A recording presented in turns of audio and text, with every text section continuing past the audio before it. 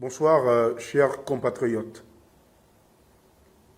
3 ans et 6 mois après, parce que ça fait quand même exactement 3 ans et 6 mois que j'ai pris l'engagement de me retirer de la communication publique pour des raisons personnelles liées au combat dans lequel j'étais engagé aux côtés de la galaxie Jean-Ping.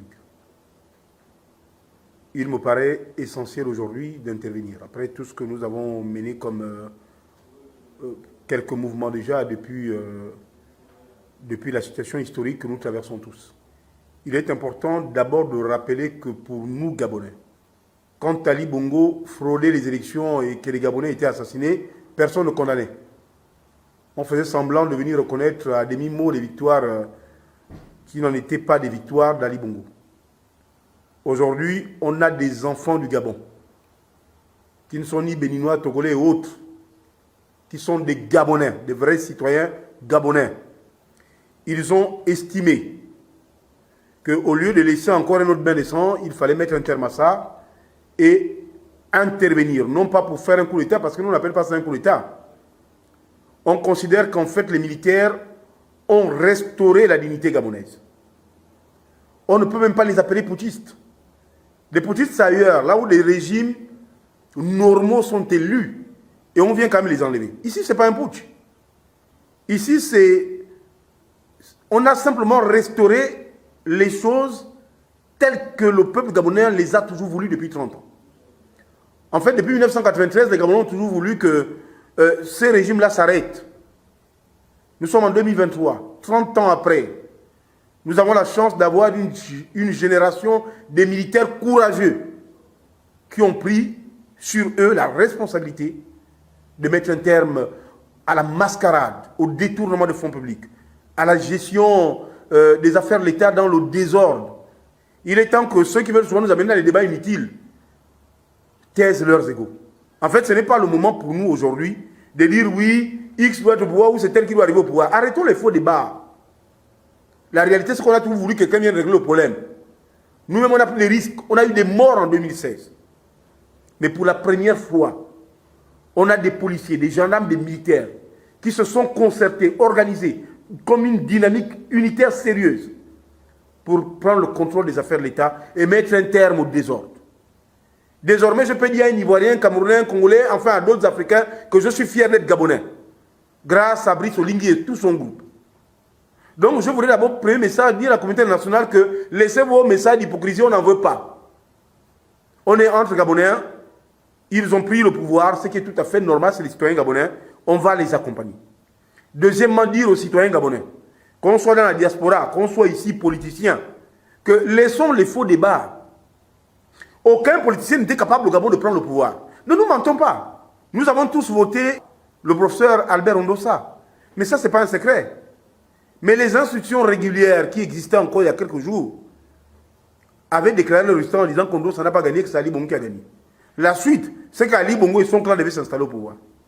On a eu la chance d'avoir des militaires conscients, sérieux, qui ont pris le contrôle des affaires.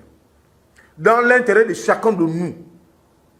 Donc il est temps qu'en fait on soit solidaire de ces militaires, qu'on les soutienne. Ça veut dire qu'on ne peut pas, dès maintenant, commencer à condamner les militaires. Commencer à dire oui, ils ont pris, ils ne doivent pas être là. Mais ça, c'est un faux débat.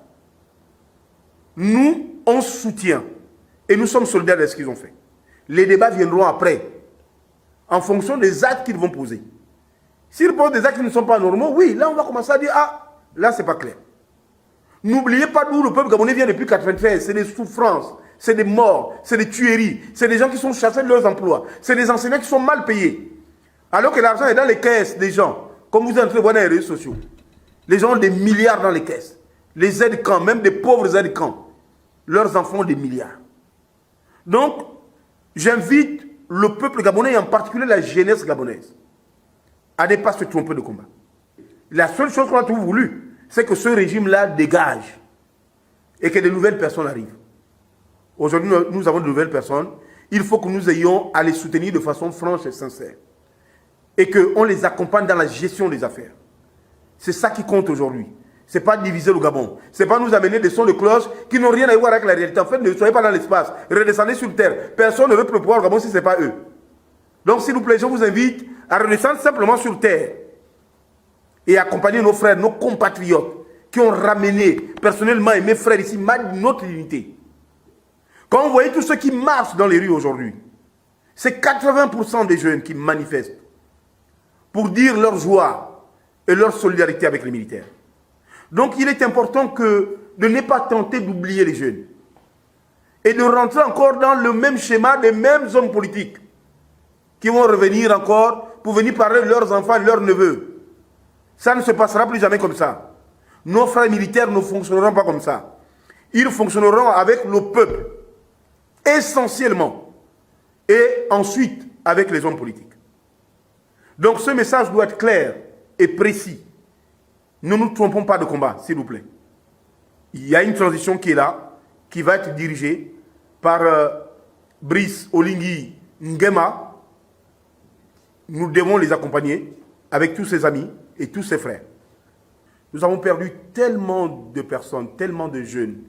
Ça devait encore être le cas. Je pense que les militaires ont intervenu plus tôt. Donc, rendre un grand hommage à ces martyrs. Je lance aussi un appel aux militaires de ne pas commettre les erreurs que certains politiques ont commises depuis plusieurs décennies. Ignorer la place de la jeunesse. Ne le faites pas, ce ne serait pas bien. Il serait bien que les jeunes qui ont pris la décision, de par leur mobilisation dans les rues, de par leur engagement aux côtés des militaires partout pour manifester leur intérêt et leur attachement à ce que vous avez fait, de ne pas oublier les jeunes.